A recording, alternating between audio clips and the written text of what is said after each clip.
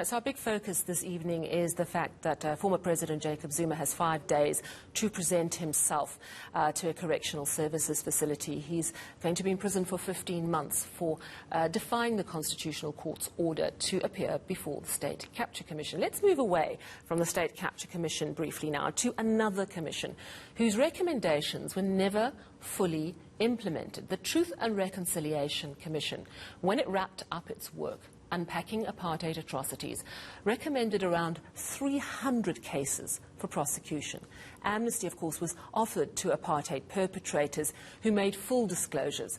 But, of course, not all appeared at the Commission, and not all who did appear gave full accounts. Well, this week, the Supreme Court of Appeal dismissed an attempt for murder-accused João Rodrigues for a stay of prosecution. This in the 1971 murder of teacher and activist Ahmed Timol. The Timol family believes Rodrigues severely tortured Ahmed Timol before pushing him out of the window at the notorious John Foster Square building in Johannesburg. Well, I'm joined now by Ahmed Timol's nephew, Imtiaz Ahmed Cajee. Thank you so much for joining us this evening. We really appreciate your time. So I wonder if you could start by just giving us a little bit more about the significance of the Supreme Court of Appeal ruling, which was on Monday this week, both in terms of your uncle's case, but also in terms of highlighting that apartheid crimes have not been prosecuted, despite a clear recommendation from the TRC. Yes, good evening, Sally. I think my memory serves me correctly. It was not this Monday. It was the previous week, Monday. Okay. But what had transpired, Sally, was that, look, on the 12th of October 2017, Judge Billy Motley issued his verdict that Ahmed Timol did not commit suicide, but he was murdered in police detention, and that João Rodrigues be investigated further for his role in the murder of my uncle. And subsequently to that, Rodrigues has had more than 18 court appearances, Sally, for his criminal trial, which has to date not commenced. He had also brought about an application to the full bench of the South Gauteng High Court seeking a permanent stay of prosecution. That was dismissed in May 2019.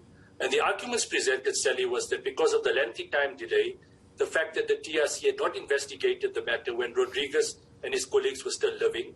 He made reference to political interference, also reference to a sort of a special amnesty program that he was entitled to. And on that basis, he brought the application. But the full bench of the South Gauteng High Court dismissed his application. And said they were also scathing on the conduct of the NPA, because during that particular application for a permanent stay of prosecution, NPA prosecutors Chris McAdam and Tory Pretorius for the first time made allegations that there were political interference that hindered them from executing their responsibilities. So in other words, political interference prevented them from investigating TRC cases. And the full bench made a recommendation that the NDPP personally looks into the conduct of McAdam and Pretorius. And to the best of our ability, the NDPP has done absolutely nothing as far as McAdam and Pretorius were concerned. They then, Sally, on the 6th of November, their appeal was heard at the Supreme Court of Appeal in Bloemfontein. It was a virtual hearing because of COVID. And a week ago on Monday, the SCA were again scathing on the conduct of the NPA. They dismissed Rodrigues' application for a permanent stay of prosecution, also allowing him an opportunity to appeal this. So in other words, he can take the matter to the Constitutional Court in Bloemfontein for his application to be heard. And once the ruling at the Concourt is made, Sally, then only a criminal trial can commence. So this is in essence what has transpired. But what is very significant that the full bench and the SCA has dismissed Rodrigues' application for a permanent stay. The arguments presented, which sends a very clear signal that apartheid-era perpetrators cannot go back and blame the lengthy time delay on the part of the NPA, so-called political interferences that had transpired, and that they need to face the full wrath of the law if they did not apply for amnesty, similar to João Rodrigues. Ahmed Timol's mother testified before the Truth and Reconciliation Commission. That must have been absolutely heartrending. We saw so many heartbroken testimonies from the TRC. And at the end of it, the TRC recommended prosecutions, and now it seems, coming even from the courts, that there were signs of political interference. Do you still believe in commissions? And I ask this obviously in the context of the State Capture Commission underway at the moment as well. All that effort, all that testimony, and at the end of the day, it seems there may have been political interference to stop apartheid criminal prosecutions.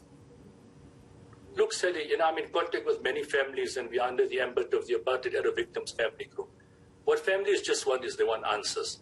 In cases where bodies are not found, like that of Dr. Tula Similani, the family wants remains of that boy Kiyohlapi in the Northwest Province. But families want answers. And that was the purpose that the overwhelming majority of them went to the DRC. And the painful reality is that victims opened their hearts, like my grandmother, relived the horrors of the past. Rodriguez should have been subpoenaed. That was what the DRC investigator had stated. And the DRC failed to subpoena him. So the window of opportunity was granted for perpetrators and victims to reconcile. And we know the painful reality is that very, very few perpetrators came forward. And those that failed to apply for amnesty must face the full wrath of the law. Yeah. Now, the situation we're facing in Sally is that till today, if Rodriguez is prepared to give an honest version of events what transpired at John Foster Square Police Station during my uncle's death, most certainly we would revisit his position. Because it doesn't help. We want answers. And he's the last person living. So the DRC was required. It was necessary. It was a soft approach. The country did not opt for the Nuremberg trial option. But the painful reality is that perpetrators have simply played the system. And in addition, the National Prosecution Authority has contributed to this. Now, if you talk about the commissions, if you look at what transpired today, obviously I cannot comment on the merits of the case against President Zuma.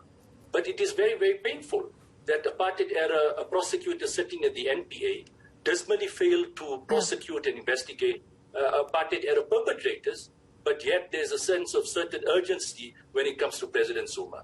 I mean, I have to ask this. Do you fear that your fight for justice for your late uncle will be used for political point scoring for Jacob Zuma? I mean, it is a fair point that a freedom fighter is going to jail while apartheid killers are still free.